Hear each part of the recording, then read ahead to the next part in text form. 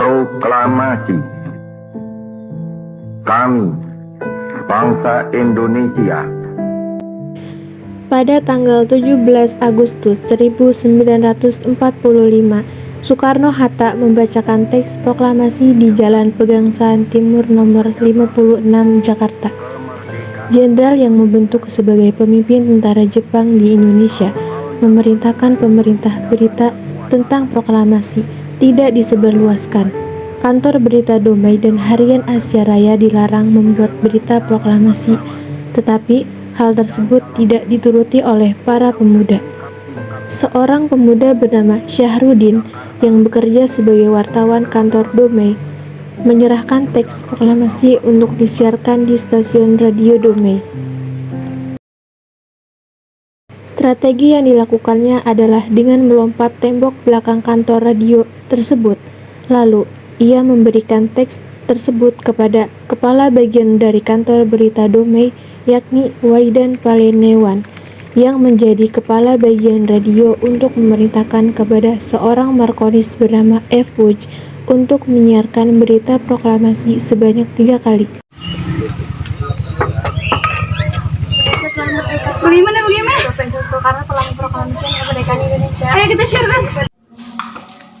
Pak Efus, Indonesia telah merdeka. Ayo kita siarkan. Ayo kita siarkan. Mari.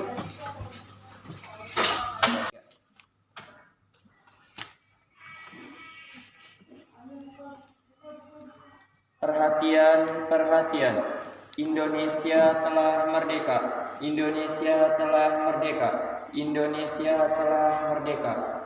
Proklamasi. Kami, bangsa Indonesia, dengan ini menyatakan kemerdekaan. Baru 2 kali F. Wuj melaksanakan tugasnya, masuklah orang Jepang ke ruangan radio sambil marah-marah. Sebab mengetahui berita proklamasi telah tersiar, pihak Jepang memberikan perintah untuk menghentikan siaran.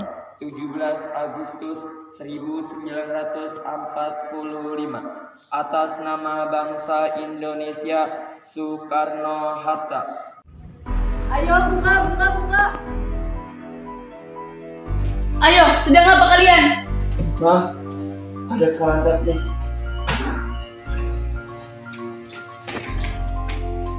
Rakyat Indonesia tidak jadi merdeka.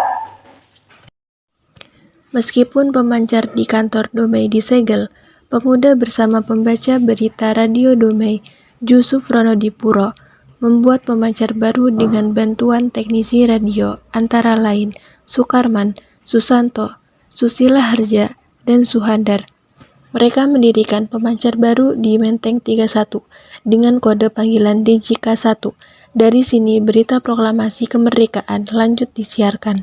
Jakarta, 17 August 1945. In the name of Indonesian nation, Soekarno-Hatta. Merdeka, Indonesia telah merdeka.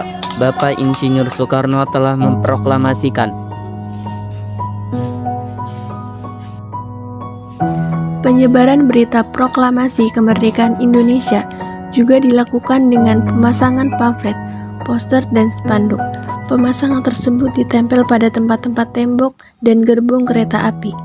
Kabar proklamasi ini akhirnya terdengar juga oleh surat kabar Suara Asia.